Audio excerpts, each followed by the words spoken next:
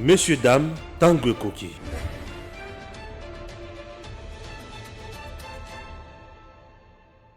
Gigi-Link, présent pour les talents congolais du monde entier, vous aide à trouver un emploi.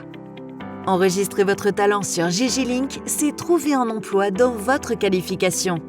Permettre aux employeurs de découvrir votre talent, être informé instantanément des emplois disponibles dans votre communauté. Vous êtes particulier au Congo ou dans la diaspora? Dirigez-vous sur Gigi-Link et trouvez une main-d'œuvre congolaise qualifiée. Un peintre, une femme de ménage, un gardien de sécurité, un coiffeur, une coiffeuse, un mécanicien, un électricien, un avocat, un médecin, un architecte, etc. Vous êtes dans le business au Congo ou dans la diaspora? Les membres Gigi-Link de la diaspora, tout comme les visiteurs et les touristes, auront besoin de vos services. Vous possédez un appartement B&B, un hôtel, un restaurant, une voiture de location, une agence de voyage, une agence de fret ou toute autre entreprise? Faites-vous connaître en l'enregistrant sur Gigi-Link. Vous pouvez également devenir entrepreneur indépendant et vendre toutes sortes d'objets. Téléphone, ordinateur, jeux et même le livre dont vous êtes l'auteur. Nous achetons vos livres dont vous êtes l'auteur. Nous achetons toutes sortes d'objets que vous n'utilisez plus. Gigi-Link vous facilite le contact direct entre les Congolais de Kinshasa, de province et de la diaspora pour vendre leurs services ou leurs biens via WhatsApp. Visitez www.gigilink.com. Les communicateurs de l'Union sacrée de la Nation s'organisent pour mieux canaliser leur travail. C'est dans ce cadre et à leur demande qu'ils ont été reçus ce mercredi 16 février 2022 par le président du Sénat, le professeur Modeste Bahati, à qui ils ont fait part de leur initiative de rendre encore plus efficace leur structure, conduite par Donald Kabasele. La délégation de la coordination des communicateurs de l'Union sacrée de la Nation a bénéficié des sages conseils et orientations du président du Sénat en sa qualité de membre de la coordination de cette plateforme qui incarne la vision du président de la République, Félix Antoine Tshisekedi Tshilombo.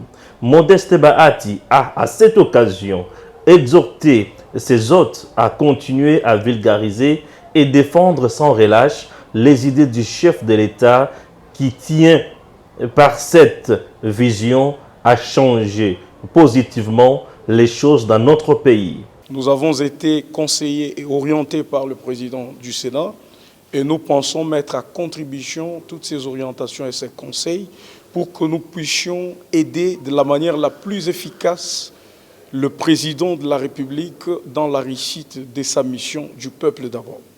Donc il est question ici, devant l'opinion nationale et internationale, de justement communiquer sur les actions du président de la République, les présenter au peuple, les défendre, défendre l'union sacrée, défendre les institutions de la République de la manière la plus ordonnée. Le président du Sénat a aussi saisi cette occasion pour partager, échanger avec ses hôtes sur les sujets d'actualité, avant de promettre tout son soutien à ces communicateurs dont la coordination est en pleine réorganisation. Les communicateurs de l'Union sacrée ont salué le sens d'ouverture de Modeste Bahati Lukwebo qui leur a ouvert les portes de son bureau malgré ses multitudes charges d'État. Bienvenue sur EDEM TV officiel. Messieurs, dames, nous sommes très heureux d'être avec vous pour parler de la République démocratique du Congo, notre pays, un pays immense avec des immenses ressources naturelles, un pays grand, mais un pays à problème. Il y a encore des problèmes en République démocratique du Congo. Aujourd'hui, il y a un grand débat sur la question des élections en 2023. Est-ce que réellement il y aura des élections en 2023 ? Denis Kadima vient de dire qu'il n'a jamais reçu un rond venant du gouvernement congolais. Aucun rond, même pas un franc qu'il a reçu. Alors que le ministre des Finances, Nicolas Kazadi, dit avoir déjà envoyé ou avoir déjà décaissé plus de 30 millions de dollars. Donc, nous parlons ici de 37 millions de dollars dont la CENI a déjà reçu. Qui dit vrai et qui ment? Est-ce qu'il y aura réellement des élections? Est-ce que Denis Kadima est en train de jouer à un jeu que personne ne connaît? Deuxième thématique, on nous avait dit ici que Bambisi, ici il y a qui n'a ça, Batbalié. Mais si tu es sur terrain pour vérifier, on ne voit pas ces poissons-là. C'est à combien? Combien de Congolais ont-ils bouffé ces poissons-là? On a stocké ça où? Qui distribue cela? Est-ce que le gouvernement peut nous dire réellement ces poissons wana ezali wapi? Le peuple veut manger. On parle ici du social. Mais jusqu'à ce moment, rien n'est fait. Au-delà de ça, le président de la République est entouré Nabato et Congolais désavoué déjà Bango. On parle d'une ancienne classe politique. Je vous ai toujours dit depuis 1959 jusqu'à aujourd'hui, la RDC n'a jamais eu deux classes politiques. Nous n'avions qu'une seule classe politique. Ceux qui ont été avec Kassavubu, Mobutu, Mouzé, Joseph Kabila, ils sont toujours avec Félix Tshisekedi. Que doit-on faire pour renouveler la classe politique? C'est grave. Je reçois pour vous un professeur des universités. Je reçois pour vous un maître en droit. Je reçois pour vous un homme de sciences, un homme de terrain. Je reçois pour vous Maître Eric Ngandou. Avec lui, nous allons analyser toute cette thématique. Restez avec nous jusqu'à la fin, puisque la vérité est à Kobima, mi pikou. Bonjour, Maître Eric. Monsieur Tshisoka, bonjour. Comment vous allez? On se porte mieux, merci. Très bien. Nous parlons des élections en 2023. Est-ce qu'il y aura réellement élection en 2023? Écoutez, les exercices le plus simple constituerait donc pour nous de calculer que la dernière fois que nous avons eu les élections en RDC, c'était en 2018, n'est-ce pas? Il est clairement stipulé et organisé dans la Constitution du 8 février 2006 que les présidents de la République ou encore les parlementaires sont élus pour un mandat de 5 ans renouvelable. Donc, cela nous donne l'occasion de faire un exercice mental que de 2018 à 2023, nous ferons donc 5 ans, n'est-ce pas? Donc, avec force de la loi et de notre Constitution, je vous confirme ici que nous devons avoir les élections en 2023. Nous devons? Je dis, nous devons avoir les élections en 2023. Écoutez, monsieur Tshisoka, nous sommes en RDC. Je vais vite vous rappeler que la RDC est un état de droit. Un état de droit a un seul socle. Un état de droit a un seul fondement. C'est le respect de la loi. La soumission de tous devant la loi. Que ce soit les présidents de la République, que ce soit les parlementaires, que ce soit nous, le peuple, que ce soit les gouvernements, nous sommes tous soumis à la loi. Donc, de ce fait, il y a lieu de considérer ici que le président de la République actuelle, M. Félix Tshisekedi, est un respectueux de la loi. Et tout son gouvernement, je considère qu'ils sont de respectueux de la loi, donc ils vont organiser les élections en 2023. Non seulement, mais faut-il encore rappeler ici que le pouvoir actuel est un pouvoir qui vient confirmer, je voulais dire, qui vient cristalliser les intentions démocratiques en RDC. Vous vous souviendrez qu'en 2016, il devrait s'organiser les élections ici en RDC. Tout à fait. Mais nous avons connu des moments de turbulence qui ont fait en sorte que nous n'ayons pas les élections en 2016. Mais parce que le peuple gagne toujours, n'est-ce pas? Je fais ici référence à notre héros national, Rossi Mukendi, de raison-mémoire, il faut le considérer comme ça. Ouais. Parce que le peuple gagne toujours. De 2016 en 2018, nous avons connu les élections ici en RDC. Mais ces élections étaient marquées par une chose qui va rester dans les annales historiques de notre pays. C'est qu'il y a eu pour la toute première fois une alternance pacifique et démocratique. Donc, je considère que ce pouvoir, qui est le fruit de l'alternance pacifique et démocratique, ne ferait pas ou ne le serait pas l'occasion, encore une fois, de perdre cet élan démocratique que nous sommes déjà en train de respirer en RDC. Donc, monsieur le président de la République, les gouvernements de notre pays ne vont pas, encore une fois, rater cette belle occasion. Cette occasion de dire encore aux Congolais que la RDC est désormais réellement un État démocratique. Ce qui ferait que en 2023, nous aurons les élections. Mais j'ai encore quelques mots à ajouter à cela. Monsieur Tshisoka, faut-il les signaler, le rappeler à tous vos nombreux téléspectateurs qui nous suivent à cette heure, que les élections ne sont pas une forme de faveur que le gouvernement veut offrir au peuple congolais. Ne considérons pas cela comme tel. Nous ne devons pas considérer les élections 2023 comme étant une grâce que le président de la République et son gouvernement veulent offrir au peuple congolais. Mais c'est un droit. Je vais dire ici un droit de l'homme. Le droit au vote est un droit de l'homme. Je suis spécialiste en droits humains. Très bien. Nous, en droit de l'homme, on dit que les droits humains sont des droits qui sont au-delà même de la souveraineté d'un État. Ce sont des droits qui sont inhérents à l'être humain. Et comme tels, nous sommes tous soumis à ces droits-là. Mais encore faut-il ajouter que le droit de vote est un droit politique. Et dans la classification générationnelle des droits de l'homme, les droits politiques ou les droits civils et politiques sont des droits qu'on appelle en droits humains des droits de la première génération. Et la doctrine internationale considère ces droits de la première génération comme étant des droits abstention. Très bien. Vous allez comprendre de ce mot abstention. Dans l'abstentionnisme de ces droits, c'est l'État qui ne doit rien faire, qui ne puisse empêcher une jouissance paisible des citoyens de ces droits. Ce qui veut dire que le président de la République et tout son gouvernement doivent s'abstenir de refuser au peuple congolais l'organisation des élections en 2023. Donc, à la logique de tout ce qui précède, vous allez confirmer avec moi qu'en 2023, nous ne demandons pas au président de la République de nous organiser les élections. Non, mais plutôt, c'est au président de la République est obligé, incombe l'obligation d'organiser les élections conformément à la Constitution. Conformément à la Constitution. Très bien. Comme étant lui-même, qui se veut être le père de l'État des droits en RDC, Monsieur le Président, ne ratez pas l'occasion que cette nation puisse vous ignorer dans la liste des héros ou des héros en RDC. Donc vous devez considérer qu'en 2023, il vous revient l'obligation constitutionnelle d'organiser les élections en RDC. Très bien.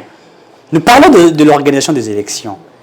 Il se pose déjà un sérieux problème au niveau de la Commission électorale nationale indépendante appelée la CENI. La CENI confirme par son président Denis Kadimana avoir pas reçu même un rang pour l'organisation des élections. Nous avons vu cette feuille de route où la CENI nous a parlé de tout ce qui serait organisé.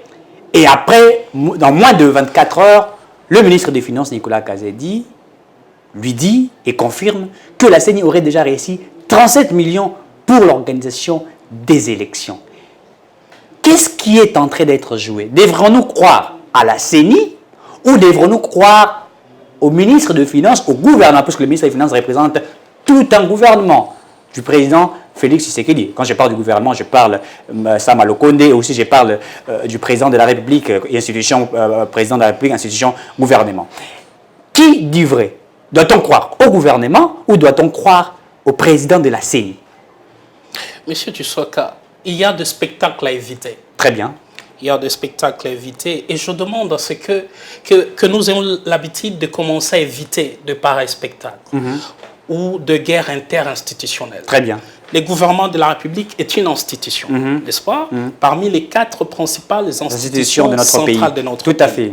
La CENI est une institution d'appui à la démocratie. Je considère que au terme des articles 6, 7, 8 de la loi électorale, la CENI est régie par des principes, parmi lesquels le principe de l'indépendance en est un. Au-delà du principe de l'indépendance, il y a aussi le principe de l'autonomie financière de la CENI. Mais je vais vous répondre à cette question à 2 volets. Très bien. Premier volet. J'ai d'abord dit que nous devons nous habituer à éviter de tels spectacles à la télévision.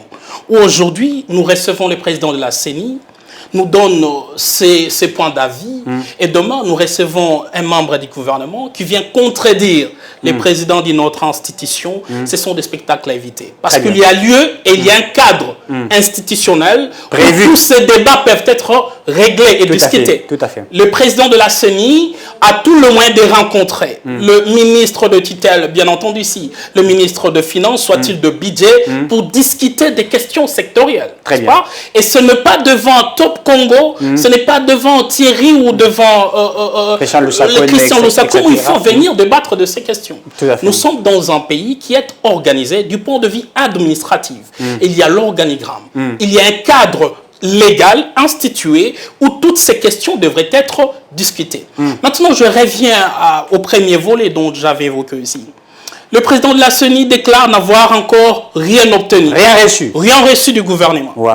Le ministre de Finances dit non, nous avions déjà débloqué plus de 37 millions de dollars. Tout à fait. Encore faut-il se demander, le 37 millions de dollars dont prétend le ministre de Finances, qui ont été débloqués pour les comptes de la CENI, étaient débloqués pour quel objectif?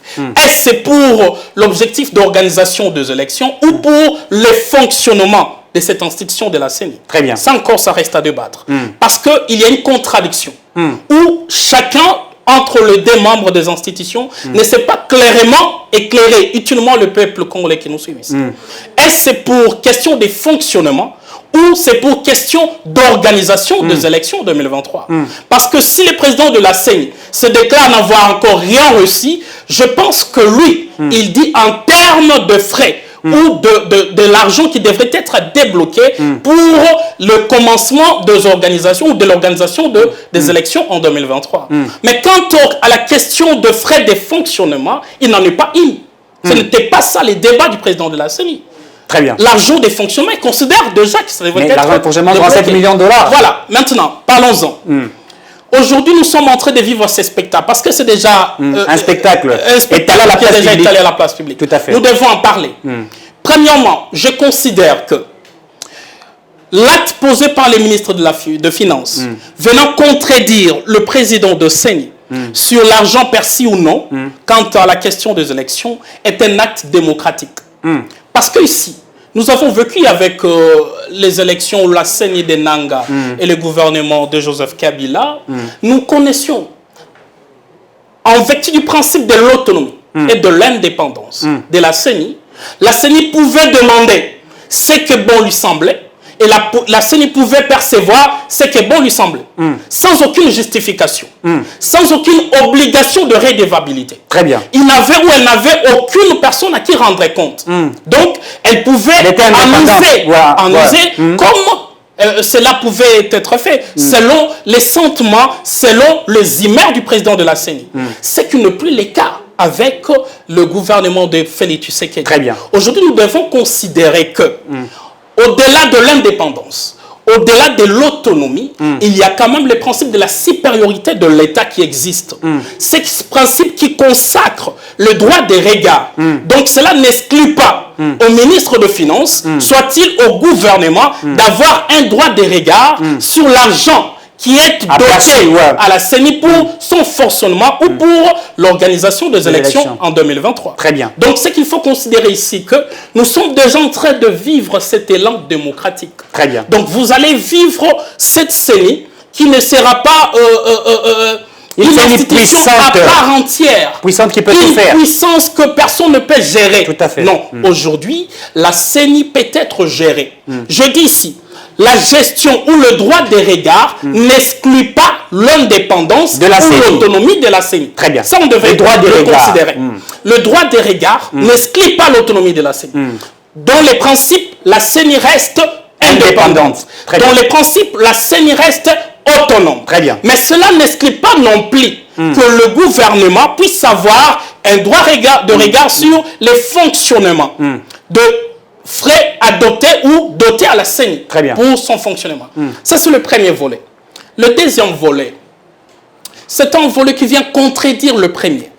Très bien. Monsieur, écoutez, nous sommes en train de vivre ce spectacle où nous ne savons plus qui dit vrai, qui dit faux. Très bien. Parce que je vous ai dit ici, d'abord, nous sommes en train de vivre ces deux institutions qui ne savent pas éclairer utilement les besoins de la cause. Est-ce que nous parlons de l'argent qu'on ferait des fonctionnements ou nous parlons de l'argent qu'on ferait qui est habilité ou doté pour l'organisation des élections en 2023. Ça, c'est une question à répondre entre ces deux ans.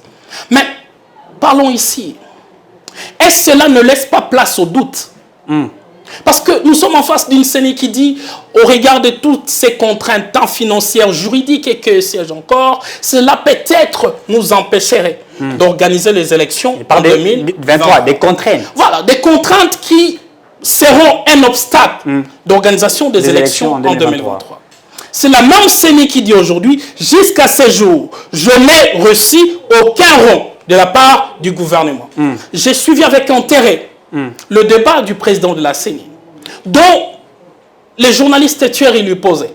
Si l'État ne vous dotait pas de l'argent à temps utile, est-ce cela nous empêcherait d'avoir les élections en 2023? Mais le président répond. Il a confirmé. Monsieur Thury, vous avez déjà la réponse. Que si l'État ne nous donnait pas l'argent à temps utile, donc en 2023, il n'y aura pas élection. Monsieur, écoutez, en 2023, nous avons besoin des élections transparentes, crédibles et apaisées. Très bien. Je vous ai dit ici que nous devons garder l'élan démocratique. Parce que le gouvernement actuel est un gouvernement qui est les fruits des entrailles de la démocratie en RDC. De l'alternance pacifique. Pour la toute première fois que la RDC a connu l'alternance pacifique issue dans ces pays. Donc nous devons garder cet élan. Très bien. Et ce que nous sommes en train de vivre comme spectacle aujourd'hui vient cristalliser, vient rendre intangible les intentions de doute de ceux qui considèrent que le président qui est placé actuellement à l'institution CENI n'est pas celui qui devrait être.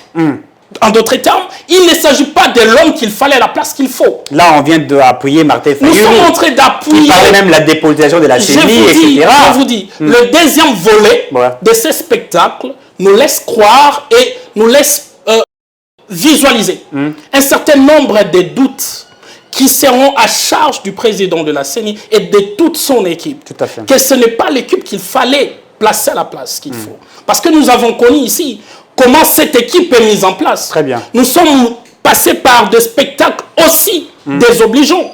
Nous avons vécu des choses qu'il ne fallait pas vivre. Très bien. Nous avons vécu où il y a eu des confessions religieuses qui se sont rétractées pour la désignation de ce président de la CENI. Tout à fait. Alors, au-delà de tout cela, le peuple congolais a déjà accordé la présomption de doute à cette équipe. Alors, ils ont l'obligation, encore une fois, de tenir à ce qu'en 2023, qu'il y ait les élections en RDC. Très bien. Je suis toujours dans les dossiers de la CENI. Cette dame rapporteure de la CENI, Patrice Seya, vient de dire, puisqu'il faudrait dire qu'au-delà de 37 millions demandés, perçus par la CENI aurait envoyé au ministère des Finances un document d'une dotation de véhicules qui coûterait pratiquement 1,6 milliard de dollars. Le ministre des Finances a reçu ce document, il parlerait d'un dépassement de 40%. Et le ministre des Finances, il dit qu'on ne peut pas débourser 1,6 milliard de dollars pour juste une dotation de véhicules et que c'est trop. Comment la CENI, cette institution, peut-elle demander 1,6 milliard de dollars juste pour l'achat des véhicules de ses membres, de ses cadres qui travaillent là-dedans? Est-ce que cela n'est pas aussi une tentative de détournement ou une sorte d'un jeu qui se joue juste pour avoir de véhicules? Il faudrait une somme de 1 milliard de dollars. Cela n'est pas un jeu qui est en train de jouer où la CENI voudrait aussi percevoir de l'argent comme cela a été pendant le régime Kabila. Monsieur Tshisekedi, c'est à raison que je vous ai dit que cette question de la CENI, on devrait la traiter à deux volets. Premier volet où il fallait donner raison au gouvernement congolais qui considère que les temps ont changé, les époques ont changé. Nous ne sommes plus à l'époque où la CENI pouvait travailler en électron libre. Nous ne sommes plus à l'époque où les principes consacrés de l'indépendance ou de l'autonomie financière devraient devenir ou constituer un obstacle au droit de regard du gouvernement. Parce que hier, je considère qu'avec la CENI de Nanga, s'il demande 1 milliard, on lui donne 1 milliard. 1 milliard. Qu'est-ce qu'il en a fait? On ne sait pas. Parce qu'il va vous brandir que nous sommes une institution indépendante. Nous pouvons gérer à notre manière nos ressources financières. Très bien. Ceci n'est plus le cas. Ceci n'est plus le cas. Autre mers ou autre époque, autre mers. Nous sommes dans une période où, je réitère encore mes mots, l'indépendance ne serait plus considérée comme étant un obstacle au droit de regard du gouvernement. Mais, encore une fois, il y a un problème.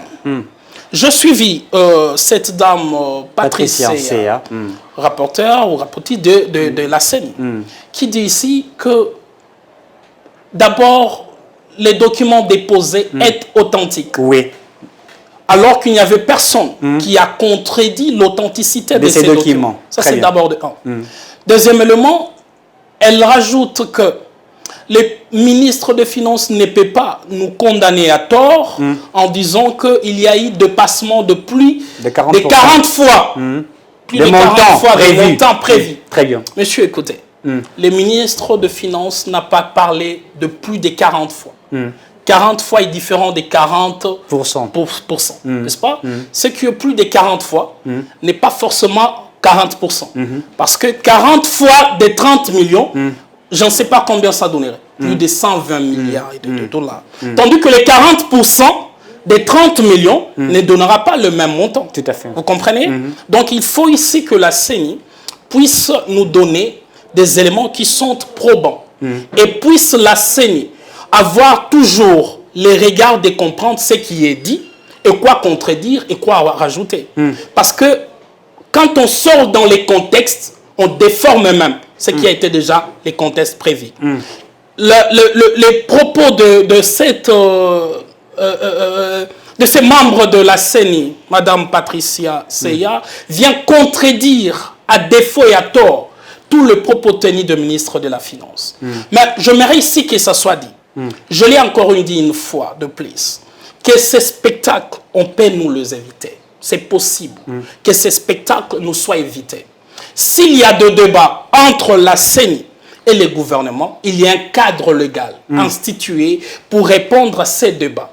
Alors ce n'est pas la place publique qu'il faut venir exposer la nudité du gouvernement et de la CENI. Parce que ceci augmenterait encore une fois la présomption de ceux qui considèrent qu'en 2023, nous sommes appelés à vivre les mêmes événements que nous avons vécu en 2018, en 2011 et que sais-je encore. Alors que cette fois-ci, les gouvernements actuels, nous confions à ces gouvernements une grande présomption de doute pour dire que c'est un gouvernement pour qui il est reconnu l'obligation de nous organiser les élections les plus crédibles que la RDC n'a jamais connues, dans les délais constitutionnels. Alors que voici tous ces spectacles viennent exposer toute notre confiance à ces gouvernements et à la CENI. L'équipe de la CENI et les gouvernements doivent revenir à la raison. Prochainement, s'il y a des questions à régler, il faut que ces questions soient réglées en interne. Ce n'est pas à la radio, ce n'est pas à la télévision qui est le cadre institué pour venir régler ces questions. Mais s'il en est le cas que la CENI aurait demandé une somme exorbitante à ce qui devrait être demandé normalement, je pense que il est utilement au ministre des Finances de donner aussi ses moyens de preuve qui viennent contredire les documents de la CENI, et quand cela sera prouvé, mais il y a des organabilités. Il y a des organabilités à trancher cette question. S'il y a des charges à imposer dans les chefs de l'un ou de l'autre, ces charges seront clairement imposées à qui de droit, et puis nous allons trouver la solution à toutes ces questions posées. Très bien. Si ces charges, comme vous venez de le dire, est imposée à X, Y personnes, il va répondre devant des personnes habilitées. Là, vous faites allusion soit à la Cour des comptes, soit à l'inspecteur général des finances, puisque nous avons suivi l'inspecteur des finances à Linguetti, qui a dit qu'il viendrait auditer la CENI dans 48 heures. Est-ce que cette manière de faire les choses est-elle bonne? Est-ce qu'aujourd'hui, l'inspection générale des finances va réellement établir la vérité? Et si l'inspection générale des finances établissait la vérité en disant, par exemple, que la CENI aurait tenté de détourner l'argent qui lui avait été envoyé ou qui lui avait été confié, la suite serait quoi? L'inspecteur général des finances. Oui. Oui, je pense que c'est... D'abord, c'est désolant. Il faut d'abord commencer par cela. C'est désolant, encore une fois, que depuis un certain temps, la RDC soit comme une télévision de la corruption. Oh là là, une télévision de la corruption. Maintenant, ça commence à faire des trous. Très bien. À chaque fois qu'une personne est nommée à tel ou tel autre poste, il y a toujours des présomptions de détournement. Il y a toujours présomption de corruption. Ouais. Je pense que ça devient des trop. Ça devient des trop. Ce sont des événements, en réalité, qu'on ne s'entendait plus. Ou alors, on s'entendait le moins. On considérait qu'avec l'actuel gouvernement, nous allons vivre une période de la méritocratie. Nous allons vivre une période des compétents. D'ailleurs, on considère ces gouvernements un gouvernement des warriors. Ouais, des guerriers. Un gouvernement de guerriers. C'est à ces mêmes gouvernements et ce même titre qu'on s'y entendait avec les différentes institutions de la place. Ça m'est désolant d'entendre dire aujourd'hui qu'il y a déjà des présomptions de détournement et de corruption au niveau de la CENI. C'est une désolation de plus et de trop. Très bien. Mais parce qu'on en est déjà arrivé. Ouais. Parce que c'est maintenant, c'est à quoi nous sommes appelés à faire face tout le jour. C'est à quoi nous sommes appelés à faire face tout le jour. C'est ça maintenant le vécu quotidien du peuple congolais. On dort, on se réveille, on attendra dire qu'il y a un détournement à tel endroit, à tel autre. C'est à quoi nous sommes appelés maintenant. Et nous devons nous y habituer. Mais je pense que l'État viendra où tout ceci deviendra du passé. Nous vivrons maintenant un autre Congo ici chez nous. Mais écoutez, il est utilement et à raison que l'IGF est appelé à auditer la CENI. Mais la question qui reste un peu pendante, c'est celle de savoir l'audit de l'IGF sera basé seulement pour la CENI actuelle ou on va remonter dans les temps. Très bien, très belle question. C'est ça maintenant la question. Très belle réflexion. Est-ce l'IGF va auditer la CENI de Nikadima ou l'IGF va nous exposer la CENI Nanga? Ou l'IGF va nous exposer la CENI Ngoïmoulunda? S'il auditait la CENI Nanga, eh ben, certaines personnes vont encore nous dire que nous répartions sur cette vérité des urnes et que la CENI, que l'Inspection générale des finances vérifie. Bon, vous savez, les Congolais sont compliqués. On va répartir encore à la case de départ. Non, monsieur, vous ne trouverez pas que ça sera la fin de la RDC. La compétence est d'attribution. Très bien. L'IGF n'est pas l'organe habilité à auditer le résultat des élections. Donc, ce n'est pas dans ses attributions. L'IGF est là pour auditer, bien sûr, la gestion des finances, la gestion des ressources financières de l'État à des institutions dotées, n'est-ce pas? Alors, comme il n'en est pas le cas, donc, vous pouvez dormir en paix. Même si l'IGF auditait la gestion de Nanga, il n'en sera pas non plus question de savoir qui était le vrai président, qui ne l'était plus. Ce sont de vieilles questions et déjà débattues. On n'en est plus le temps pour en parler. Donc, ce n'est pas dans les attributions de l'IGF. Très bien. Mais plutôt ici, il est question, parce que je vais vous rappeler un fait. Avec la gestion de Nanga, nous avions entendu parler avec le montant qui a été débloqué pour l'achat des machines à voter. Mais on entendait parler des détournements. On entendait parler de tous les mots. Mais est-ce qu'il y a eu audition ou il y a eu audit? Zéro. Zéro. Aucun contrôle. Mais c'est ce que je suis en train de vous parler, monsieur Tshisekedi. L'État a changé. Les époques ont changé. Nous ne sommes plus à l'époque où, au nom de l'indépendance, au nom de l'autonomie, on se croit à l'absolu. Non. On se croit les dieux suprêmes qu'on ne peut pas toucher. Et qu'on peut tout faire. Qu'on ne peut pas contrôler et qu'on peut tout faire. Nous ne sommes plus à ces temps-là. Aujourd'hui, le droit de regard ou le droit de contrôle n'exclut pas les pouvoirs d'indépendance de la CENI. Aujourd'hui, il est permis à l'IGF de contrôler et de vérifier la conformité de l'exercice ou de fonctionnement des frais dotés à cette institution. Donc, il serait de droit, si la CENI, qu'est-ce que je dis, l'IGF nous aiderait à auditer aussi les fonctionnements de toutes les précédentes équipes de la CENI, Nanga, CENI, Corneille, comment il s'appelle encore? Le pasteur ici qui était... D'ailleurs, lui, je pense que... Il est en prison, non?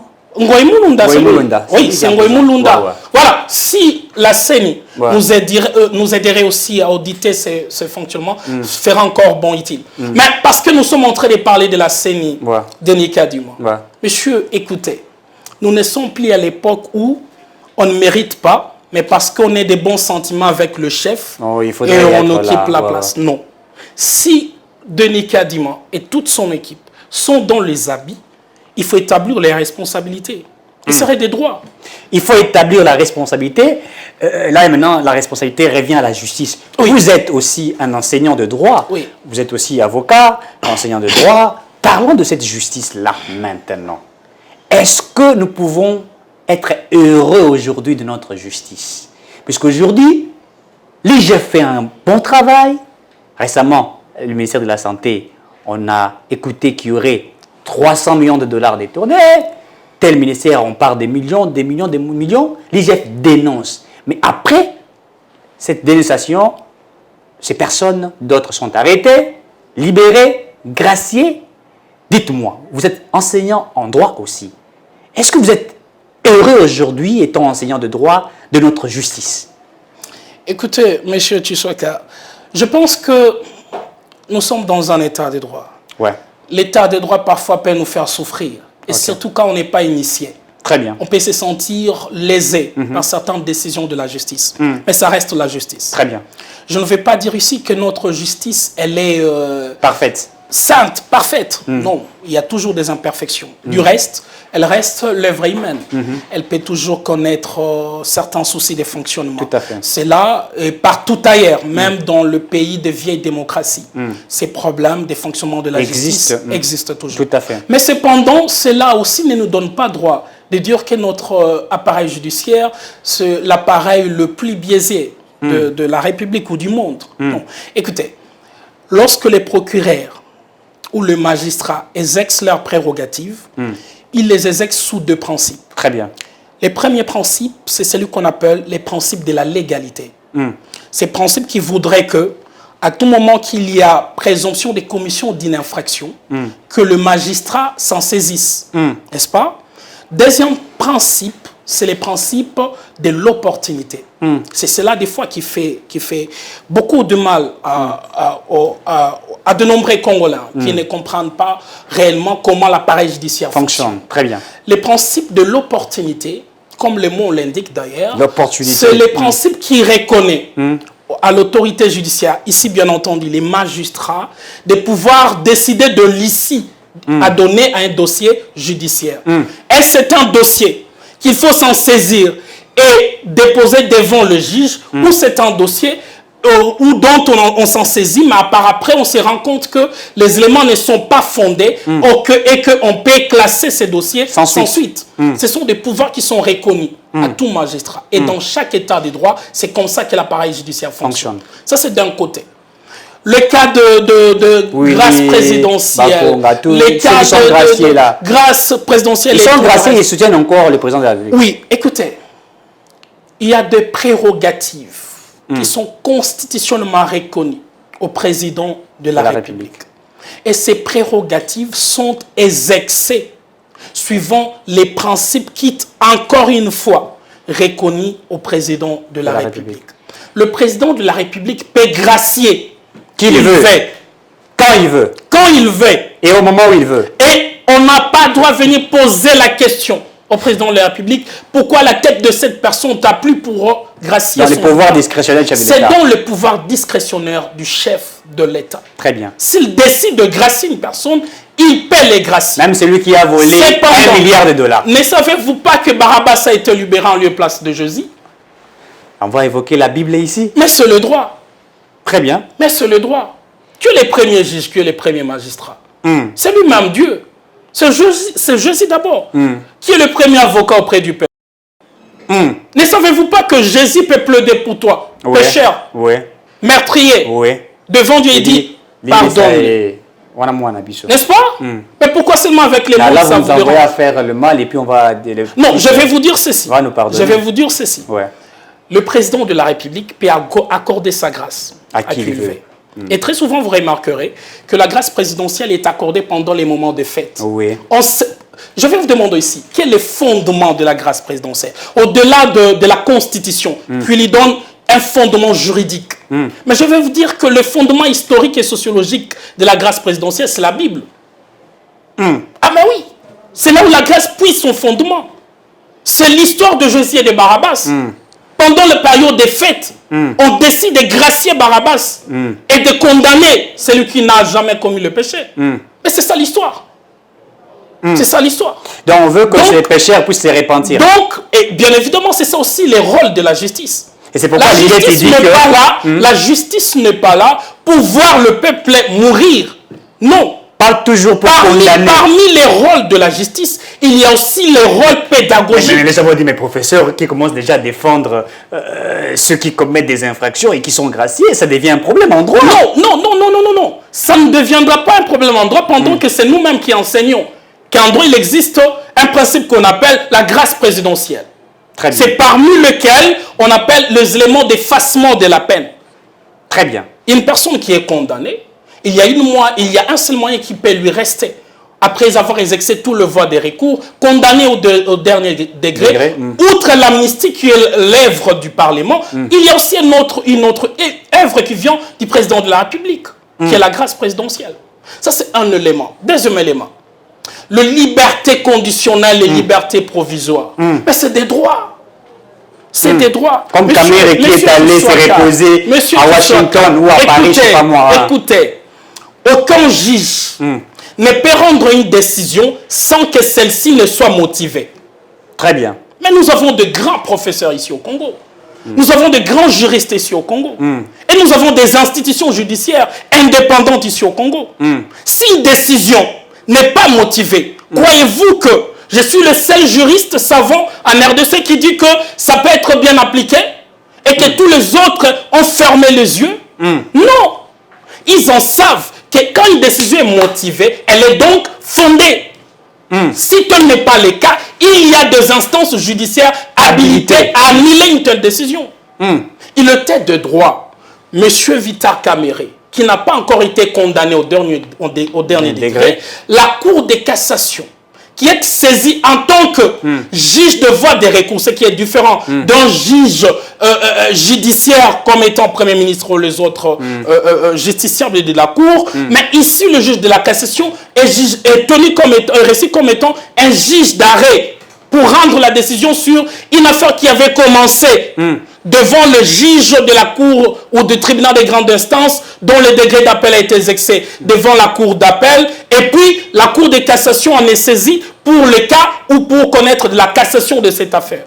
Il était dans son droit d'accorder la liberté provisoire à qui le demande lorsque les éléments sont constitués, parmi les motifs qui peuvent fonder une telle décision. S'il n'y a pas crainte de fuite, on peut accorder. Mais et là, les gens vont se dire, donc c'est compliqué. Ils vont se dire, l'état des droits, en tout cas, l'état des droits, ça devient compliqué. L'état des droits en RDC, à ce moment faible. Très bien. Ça, c'est quelque chose qu'on ne peut pas nous éviter de dire.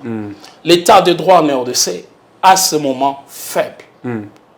Et l'état de droit en RDC, à ce moment fort. L'état de droit en RDC, à ce moment fondé. Il y a des décisions qu'on ne peut pas refuser. C'est ça aussi les droits. Il y a des décisions qu'on ne peut pas refuser au nom de l'état de droit. Quand on est dans un état de droit, il y a des décisions qui peuvent léser les uns et les autres et plaire aux autres. Très bien. Mais aussi longtemps que ces décisions sont juridiquement fondées, elle est donc bonne et elle peut s'appliquer. Très bien. Martin Fayulu accuse le président de la République à l'Union africaine. Manque de volonté d'organiser des élections. Est-ce qu'on peut dire qu'aujourd'hui, certaines nations, certaines organisations internationales peuvent aujourd'hui intervenir sur des questions importantes de notre pays? Est-ce que le fait de pouvoir accuser le gouvernement, la CENI de la République, il y aura une décision prise par certains pays pour les cas de la RDC? Est-ce qu'il était déjà temps de commencer à accuser la RDC de ne pas vouloir organiser des ce que Denis Kadima dit. Il n'a rien dit. Il n'a rien dit. Ouais. Qu'est-ce qu'il a dit? Oui, c'est normal. C'est un technicien. C'est une institution technique. D'organisation des élections en RDC. Et il était dans son devoir et dans son droit de rappeler au gouvernement de la République de se délibérer ou de se détacher de ses obligations légales, notamment la question des finances, pour les bons fonctionnements de l'organisation des élections dans les délais constitutionnels. Mais il n'en est pas encore le cas. Nous ne sommes pas encore en 2023. Aussi longtemps qu'il a fait des routes, n'a pas encore dit que nous sommes en retard d'organisation des élections en RDC, je ne vois pas la raison pour laquelle il faut aller déjà commencer à se plaindre. Mais il dit qu'il a, lui, il s'est dit aigle. Il a déjà vu de loin le projet que le président organise en catimini. Et donc, pour ce faire, il faudrait déjà éveiller l'Union africaine et certaines institutions. Monsieur Tsouaka. Mais c'est l'aigle, non? Monsieur Tsouaka. Il voit tout. Monsieur Tsouaka. Seul Dieu qui sonde les cœurs et le rein. Très bien. L'homme ne peut pas. Mais on peut anticiper vos idées. L'homme ne peut pas. Même Félix dit, moi, quand je suis avec quelqu'un qui veut me faire le mal, j'essaie déjà d'anticiper et des fois, je sors toujours vainqueur. Ça doit aussi être un don de Fayoulou. Ce n'est que de l'anticipation humaine. Elle est donc réfragable. Très bien. C'est-à-dire, elle peut être renversée par de preuves contraires. Très bien. Tel en est le cas avec les anticipations de M. Martin Fayoulou. Machine à voter, pas ces anticipations seront renversées par de preuves contraires. Très bien. Et ces preuves contraires seront donc l'organisation des élections en 2023. Est-ce que Fayoulou et les autres sont-ils prêts pour les élections? Est-ce qu'il a été déjà prêt une fois?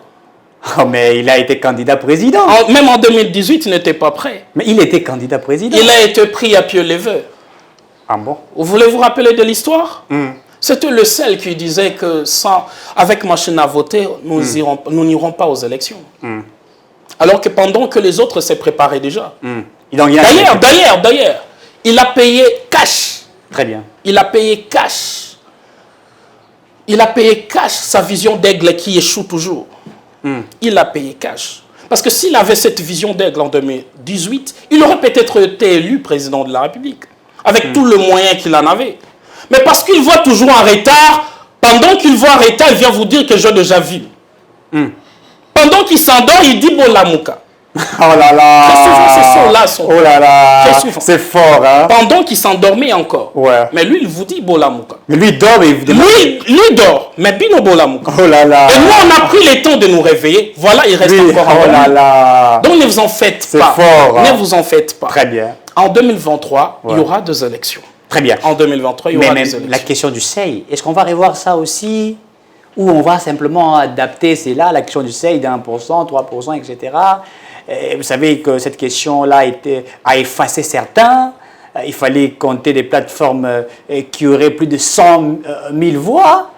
Est-ce qu'on va répartir encore sur cette question de seuil où il faudrait aux députés de revoir cela? Monsieur Tsouaka, je vous ai dit ici que nous sommes en train de vivre un gouvernement issu de l'alternance pacifique. Le fruit de la démocratie en RDC. Donc, l'actuel Parlement est un Parlement issu de ces mêmes élections de 2018. L'actuel président de la République est un président issu de ces élections de 2018. Et ils ont été élus dans les mêmes conditions de ces électorales, n'est-ce pas? Si ces problèmes leur auraient posé problème en 2018, ne vous en faites pas. En 2023, ils feront en sorte que ces problèmes ne persistent plus. Ça sera résolu. Ça sera résolu. Mais au cas où ceci n'aurait pas été un véritable problème, donc je considère qu'on peut encore répartir. Aussi longtemps que cela n'empêcherait pas au peuple congolais d'exprimer librement leur volonté. C'est ça le plus grand problème. Très bien. Une année de Sama Lukonde. Oui. Depuis qu'il est au pouvoir, depuis qu'il est Premier ministre. Oui. Il nous a promis, d'abord vous allez faire le bilan du gouvernement de Sama Lukonde. Oui. Et il nous aurait promis les poissons. Avez-vous mangé ces poissons? Vous m'avez vu avec une santé de quelqu'un qui a mangé ces poissons. Non, mais vous êtes en forme, vous êtes très beau, élégant et voilà. Je pense que si ce n'était que, si ce n'était que de ces poissons, je serais déjà maigri. Oh là là. Oui. Parce qu'on a entendu longtemps, nous n'avions pas eu. Okay. Si seulement que c'était de ces poissons, d'ailleurs, lors de moments de fête de fin d'année, on n'aurait pas mangé. Parce que c'est tout ce qu'on attendait. Bilan très vite d'une année de Sama Lukonde. Un bilan chaotique. Un bilan chaotique. Oui, un bilan dérisoire. Très bien. Un bilan désolant. Un bilan au cours duquel nous avons vécu tout ce qu'on n'aurait pas souhaité vivre. Oui, parce que le gouvernement Samalou Kondé était parmi le gouvernement qui avait une fois de plus suscité l'espoir du peuple congolais. Vous connaissez l'histoire avec la coalition FCC-Cash, lorsque le président de la République avait pris la décision de résilier cette coalition avec nos amis du FCC. Parmi ces mots-clés, c'était Kisalou, Mebanda.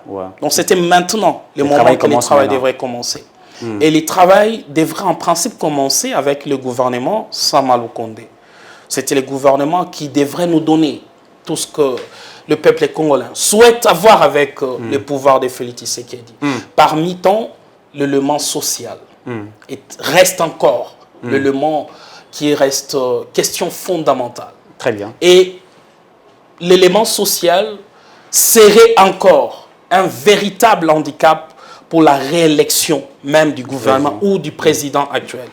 Parce qu'aussi longtemps que cette question ne sera pas résolue, le peuple congolais sera encore une fois tenté par le désir de mettre en place peut-être celui qui serait le Moïse de la RDC.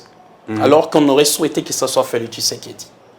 Le bilan de Samalou Kondé, le président de la République l'avait déjà résumé, avant même qu'il soit le temps. Il a dit, s'il y a des projets qui restent, des projets phares de la République, mais qui restent sans issue, non exécutés, parmi les raisons, c'est le raison du manque de pilotage et de coordination. Très bien. Et cette responsabilité, le président de la République était juste en train de rappeler au gouvernement, qui est celui qui est appelé à gérer la question de la République quotidiennement, qui est celui qui est appelé à donner l'issue même du programme du président de la République. Le président de la République a donc dit qu'il y a un problème sérieux de pilotage, un problème sérieux de coordination. Et c'est tout ce qui caractérise le premier bilan, le bilan 1 de Samalou Kondé. Un bilan d'une année sans pilotage, sans coordination. Ils disent qu'ils ont réussi l'état des sièges. Ils disent qu'aujourd'hui, il faut parler de l'économie, les réserves de change. On a battu un record inimaginable, déjà 3 milliards de dollars comme réserve de change. Sur la gratuité de l'enseignement, ils disent qu'il y a des améliorations. Sur beaucoup de secteurs, Samalou Kondé confirme qu'il a fait certaines choses qui ont démontré que le gouvernement est passionné de trouver les solutions aux problèmes du peuple congolais. Alors que vous venez d'évoquer ici qu'un bilan dérisoire, un bilan désolant, etc.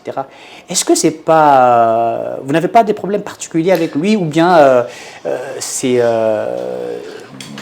votre manière de voir les choses? Non, problème particulier, non. Vous me voyez avoir un problème avec le Premier ministre? Non. Plutôt un regard ou l'analyse citoyenne. Très bien. Qui n'a rien à voir avec les particuliers.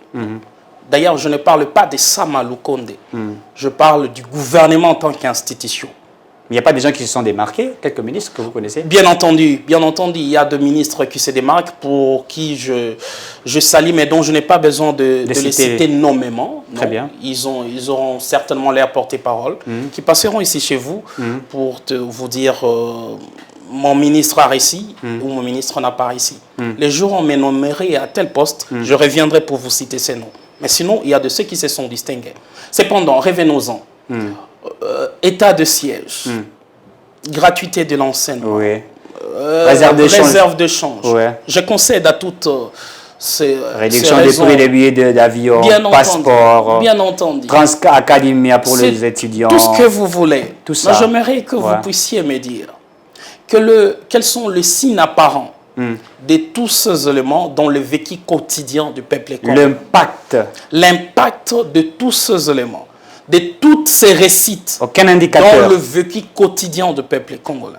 Si vous parlerez de l'état de siège, j'ai beaucoup de réserves pour parler de cette question, parce qu'il s'agit d'une question sécuritaire de l'État. Très bien. Il s'agit d'une question qui laisse voir nos frères et sœurs, nos mères et pères mourir chaque jour.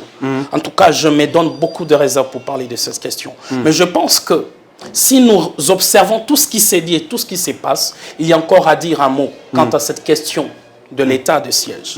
Parce que pendant que l'état de siège est encore en pratique, vous en connaissez. Les 60 décès de Djougou, vous en connaissez tout ce qui se passe. Donc, on peut en passer cette question. Donc là, il n'y a pas une réussite. Il n'y a pas lieu d'en parler d'ailleurs. Il n'y a pas lieu d'en parler. Il faut encore multiplier les efforts quant à ça parce qu'il s'agit de vies humaines. De vies humaines on demande à certains Congolais de quitter les groupes armés. Apparemment, qu'il y a peut-être des Congolais qui ne veulent pas voir cette partie. Une très belle révélation. S'il y a encore des Congolais qui y restent, ils doivent quitter. Parce qu'il s'agit de leurs frères, il s'agit de leurs parents, il s'agit de leurs sœurs, ils doivent quitter. Très bien. Au nom de la République. La question de la gratuité de l'enseignement. Oui, les enfants on avait tous applaudi. Oui. On avait tous applaudi. Ouais. Mais vous savez où nous en sommes aujourd'hui? Vous savez où nous en sommes? Et ils commencent à payer apparemment. Ils commencent à payer? Apparemment. Ah, si tel en est le cas, dès que je quitte chez vous ici, je vais parler avec les enseignants. Vérifier si réellement ils sont payés. Mais quelques écoles, etc. Bien entendu. Mais cette question de gratuité, est-ce que vous croyez-vous que c'est sur toute l'étendue de la République que cette question, où la question de gratuité est appliquée? Le président de la République a fait le Grand Kassai. Le Grand Kassai. Vous n'aviez pas entendu les réclamations des parents? Qu'ici, on ne connaît même pas cette question de gratuité. On paye même ici. Ah voilà, on continue à payer. Oui. Est-ce qu'il faut toujours parler de la gratuité de l'enseignement en RDC? Ou il faut parler de la gratuité de l'enseignement à Kinshasa? Ou parlons donc la gratuité de l'enseignement dans quelques écoles publiques de Kinshasa? Parce que même tout Kinshasa ne connaît pas encore cette gratuité. Il y a encore de milliers où on n'en parle même pas. Donc, encore une fois, balayons cette question. Il y a encore mieux à faire. Je pense qu'il y a encore les sociales d'ailleurs. Ah, vous parlez des poissons? Oui, au mois de décembre, les gens mangeaient les poissons. Monsieur Tshisekedi. 80 millions de dollars pour acheter les poissons ailleurs. On a acheté, on a amené des poissons ici. Monsieur Tshisekedi, nous devons arrêter de clochardiser le peuple congolais. Nous devons arrêter. Ça m'avait tellement choqué lorsque je voyais à la télévision des caméras braquées devant de pauvres mamans pour leur demander de saluer l'acte du gouvernement qui a diminué le prix des poissons. Non, il faut arrêter un moment. Mais vous n'avez pas vu des conteneurs de poissons? Il faut arrêter un moment. On a amené des poissons. Il faut arrêter un moment. On a vu les premiers ministres, non? Je vous dis encore une fois, monsieur Tshisekedi, nous devons arrêter. Donc on nous a menti. Nous sommes la RDC. Nous sommes la RDC. À l'introduction de votre mission, vous en avez parlé, que nous sommes un pays riche. Oui. Et le monde connaît que nous sommes la RDC. Une grande puissance. Là où tous les autres pays du monde viennent au moins trouver quelque chose pour leur enrichissement ici en RDC. Et ce n'est pas, on ne peut pas aussi descendre très bas jusqu'à le demander aux mamans d'applaudir l'arrivée des poissons ici à Kinshasa, de Chanchar à Kinshasa. Qui ont été achetés ailleurs. Et qui d'ailleurs ne se donnent pas gratuitement aussi. Ils doivent acheter. Ah mais pourquoi encore applaudir? Est-ce que vous connaissez qu'il y a un droit qu'on appelle le droit à l'alimentation? Oui. Le droit à l'alimentation, je vous disais tantôt, que dans la classification des droits de l'homme, le droit à l'alimentation fait partie des droits de deuxième génération. C'est ce qu'on appelle des droits économiques, sociaux et culturels. Et parmi ces droits, le droit à l'alimentation en fait partie. Et il est de l'obligation de l'État, il est de l'obligation de l'État d'organiser ces droits. Et alors, quand il s'agit d'un droit, les droits ne se discutent pas, les droits ne se demandent pas. Les droits se reconnaissent. Ils s'exécutent. Et s'exécutent. Très bien. On ne peut pas demander au peuple congolais d'applaudir quand on nous donne nos droits, comme si c'était une faveur, une grâce. Non, on doit arrêter une minute. Quand c'est le droit, on ne dit pas merci. Ok. Et si on dit merci, c'est juste par geste de reconnaissance. Élégance. Et de simplicité. De simplicité. Mais ce sont nos droits. Mais ce sont nos droits. On ne doit pas commencer à nous présenter les caméras pour dire merci. Non. Pour chanter Fachi Béton. Non, pour chanter Fachi Béton. Est-ce qu'on a élu Fachi Béton juste pour la baisse de prix de poissons ou des chanchards à Kinshasa? Est-ce la RDC Kinshasa? Et savez-vous pas que la RDC constitue de 26 provinces? Tout à fait. Est-ce que nos amis des Congo central en ont aussi bénéficié? Mais ils sont le peuple congolais. Très bien. Ils ont voté Fachi. Très bien. Donc il fallait aussi de pêcher les poissons dans toutes les provinces de la RDC. Balayons encore cette question. Il n'en est pas encore le cas. Donc c'est échec total. Échec total. Très bien. Pour vous, est-ce que le président de la République doit nécessairement nommer un autre Premier ministre et revoir le gouvernement? Ou carrément, il faudrait simplement aller avec Sama Lukonde jusqu'à l'organisation des élections? D'un gouvernement à un autre. D'un gouvernement à un autre. D'un gouvernement à un autre. Ouais. On croirait que c'était Ilunkamba qui était le péché mignon des Congolais. Ah là là. C'est lui qui bloquait Ouais, ouais. l'émergence et le développement. C'est lui qui bloquait les sociales du peuple congolais. C'est ce qu'on nous a fait croire. Comment il s'appelait? Ilunkamba est parti. Ouais. Je ne sais d'ailleurs plus où il vit maintenant. Ouais.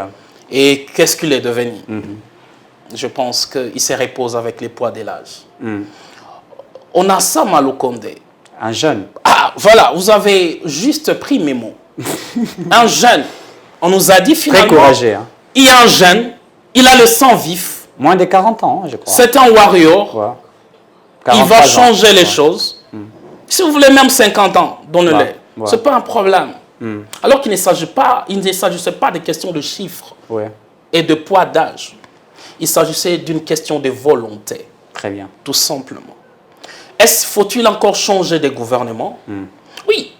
Si seulement que ce dont le peuple congolais attend n'arrive pas, on paie encore. Ça va prendre du temps. On paie encore. Reconstituer encore. Ça nous a pris pratiquement avec Pépé plus de 6 mois.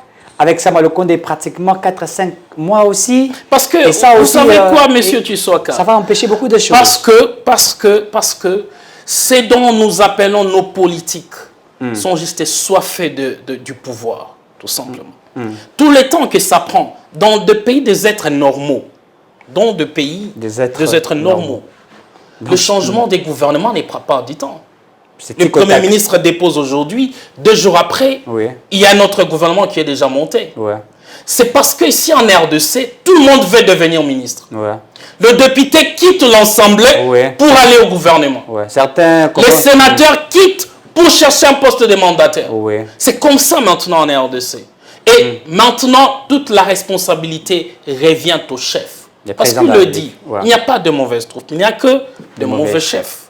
Très bien. Le chèque du gouvernement Sama Lukonde, c'est l'échec du président de la République. Une fois de plus, ça revient encore à lui. Encore une fois de plus. Très bien. On va clôturer ce dossier pour parler d'un autre dossier. Le renouvellement de la classe politique. Le président Félix Tshisekedi est entouré aujourd'hui d'une ancienne classe politique. Depuis 1959, il y a ce que j'appelle cette transhumance-là. Ils ont été avec Kasavubu, Lumumba, ils ont été avec Mobutu, ils ont été avec Mouzelorandire Kabila, ils sont avec Joseph Kabila. Aujourd'hui, Tshisekedi est entouré de tout ce vieux-là. Certains sont aujourd'hui des porte-paroles de l'Union sacrée, alors qu'hier, ils ont été les porte-paroles du gouvernement. On a battu les gens en cours de route et ils disaient que ce sont des caoutchoucs. Donc, pouvons-nous dire que Tshisekedi continue avec ce système? À quand le renouvellement de la classe politique? Est-ce que le renouvellement de la classe politique est opportun? Est-ce que c'est une obligation? Est-ce que pour que Félix Tshisekedi puisse réussir à son mandat, il faut le renouvellement de la classe politique? Vous avez droit à nous répondre. Monsieur Tshisekedi, c'est une question fondamentale que nous sommes naturellement censés répondre. Mais écoutez, j'aimerais rappeler ici qu'il y a au moins plus de 7000 prophètes qui n'ont pas encore fléchi devant le Dieu de Baal. Vous en connaissez? Il y a encore de ceux qui n'ont pas encore fléchi devant la médiocrité. Il y a encore lieu de mettre en place cette classe-là. Écoutez, tous ceux qui ont travaillé avec Mobutu, ils ont trahi. Ils sont passés à côté des Kabila les pères. Ils ont trahi. Ils sont venus avec les Kabila fils. Ils ont trahi. Et le voilà aujourd'hui à côté de Félix Tshisekedi. J'aime ceux qui disent les kabylistes d'hier sont devenus le plus grand Tshisekediste, plus que eux-mêmes, les Tshisekedi. Plus que même Tshisekedi lui-même. Plus que lui-même. Il y a de ceux qui se reconnaissent être Tshisekedi, dont lui-même Tshisekedi s'étonne. Ah bon? Ouais. Si vous lui posez la question, il vous dira, toi aussi. Parce que hier, ce sont les mêmes qui traitent de... C'est même Tshisekedi dans rien du tout. Ouais. Il n'a pas étudié, c'est un petit... Oui, aujourd'hui, il mérite rien. Aujourd'hui, ils sont de Tshisekedistes plus que même à Mamart. Ça fait très mal. Et tout ça, vous savez pourquoi?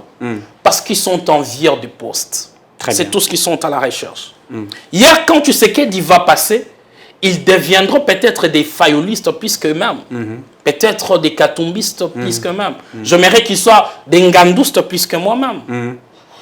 Parce que c'est ce que j'aimerais bien qu'il arrive un jour. Mais écoutez, il est le moment et il est opportun de ne pas changer la classe politique, mais de changer la mentalité de l'homme congolais. Est-ce que c'est possible de changer la mentalité des Congolais? Mais parce qu'ils ont cet ADN-là de l'impunité, l'immoralité, la corruption. Monsieur Tshisekedi, vous savez, quand le président de la République avait annoncé et avait institué, reconnu un certain nombre de pouvoirs à l'IGF, même ces mêmes kabylistes qui volaient hier commençaient à trembler. Ouais. Et commençaient à avoir des réserves pour toucher à la République et au patrimoine de la République. Donc, ici, je vous réponds qu'il est possible de changer l'homme congolais. Mais l'homme congolais, son changement est appelé la sanction. Très bien. Une sanction qui ne doit pas être prise à la légère. On te condamne aujourd'hui, on te libère demain. Oui. C'est cette sanction qui laisse à désirer. Très bien. Parce qu'à un certain moment, on dit que bon, même si on me condamne aujourd'hui, je peux sortir. Demain, je vais sortir certains moments. Et puis je vais répondre des activités. Parce qu'il y a plusieurs déjà jurisprudences qui est en application. Ouais. Alors que ce n'est pas cette sanction qu'on en a besoin. Tout à fait. Parce que vous savez, la sanction en principe joue la fonction d'exemplarité. Très bien. C'est ça aussi l'une des fonctions d'une sanction. Elle sert d'exemple à ceux qui regardent. Si mon ami aujourd'hui est sanctionné et il est privé de ses droits, alors je dois prendre garde de ne plus recommencer à poser les mêmes actes. Et moi aussi, je vais m'éduquer. C'est à la fois la fonction d'exemplarité et pédagogique. Très bien. Et c'est cette sanction qu'on en a besoin ici en RDC. Parce que vous savez, nous sommes maintenant habitués à vivre la République des détournements. Je vous ai dit tantôt que finalement, c'est à quoi nous sommes appelés à vivre. Ou si on me nomme aujourd'hui, demain, ce qu'on va attendre de moi, ce ne sont pas mes exploits. Non, c'est plutôt, il a détourné. Il y a déjà des soupçons les exploits des détournements. Voilà, c'est une concurrence des détournements. Il y a concurrence des détournements. Très bien. Il a détourné, il a fait son palais. Moi aussi, je dois. Parce que tous, à la fin mandat, on doit se retrouver dans une certaine classe de noblesse. Et c'est ce qu'il faut éviter. Très bien. Mais parce que vous parlez de la classe politique. Oui, mais que, monsieur Tshisekedi, écoutez, j'aimerais qu'il soit dit entre nous, parce que j'attends venir qu'en 2023, il faut de jeunes. Mais ne savez-vous pas que Génération 90. Oui, génération 90, j'en ai entendu parler. Ne savez-vous pas qu'aujourd'hui, ceux qui sont à Kanyamaka CC, ce sont ceux de génération 90? Oui. Peut-être on ignore ceux dont on appelle aujourd'hui Kuluna. Ce sont nos amis de génération 90. Tout à fait. Alors s'il faut opter que 2023, c'est génération 90, allons prendre nos amis Kuluna. Allons prendre nos amis des Kanyamaka CC. Et aussi seront candidats députés. Naturellement, oui. Président. Nous sommes tous génération 90. Est-ce qu'il s'agit d'une question de génération 90? Il ne s'agit pas de cette question. D'une bonne gestion, bonne mentalité. Écoutez, vous m'aviez dit tantôt ici, le Premier ministre serait jeune, n'est-ce pas? Ouais, pratiquement 43 ans. Mais je vous ai dit que son bilan est négatif. Il est jeune en âge, non, je dis largement négatif. N'est-il pas jeune? Oui, il est jeune. Et parmi ces membres du gouvernement, il y a aussi des jeunes. Beaucoup. Vous me citez Kabila. Vous me citez Kabila. Il était jeune. Quand il avait obtenu le pouvoir, il était aussi de génération 90. Parce qu'il n'avait que 29 ans. N'est-ce pas? Mais qu'est-ce que nous n'avons pas vécu avec lui? Qu'est-ce que nous n'avons pas vécu? Mais qu'est-ce qu'il faudrait maintenant? Ce qu'il faut changer. Je veux bien que les jeunes puissent c'est doter d'un esprit de responsabilité. Je veux bien voir le jeune occuper les postes de décision en RDC. Ça, je vais. Moi-même, je lancerai la mission, les questions de jeunes pour jeunes et par le jeune. Ça, c'est ce que je vous annonce. Que tout ce qui est question pour jeunes doivent être débattues par le jeune afin que ces résolutions profitent aux jeunes. Mais la question qu'il faut se poser, quels sont ces jeunes qui doivent occuper des postes de responsabilité? Ça, maintenant, ça ne parle plus de chiffres, mais ça parle de l'intellect. Ça parle de la mentalité. On doit juste se réformer. On doit juste apprendre le valeur de la République. On doit nous enseigner à protéger notre patrimoine commun, qui est la République RDC. démocratique du Congo. C'est ça, ce qu'on doit nous apprendre. Merci, monsieur Eric Ngandou. Je rappelle que vous êtes enseignant en droit, vous êtes un avocat aussi, hein. Vous êtes un homme à beaucoup de casquettes, vous faites un très bon travail. Je crois que ceux qui nous ont suivis, vous venez d'écouter les réflexions de M. Eric Ngandou. Ça ne sera pas la dernière fois qu'il soit là. Il est déjà venu une fois et ça faisait beaucoup de temps qu'il ne venait pas. Maintenant là, on va commencer à l'inviter à chaque moment, peut-être par semaine, ça dépend, parce qu'il a beaucoup de charges, beaucoup de calendriers, ça dépend de ce qu'il nous dira. Au courant de la semaine, il peut passer 1 ou 2 fois pour essayer d'expliquer à la nation congolaise ce qui se passe.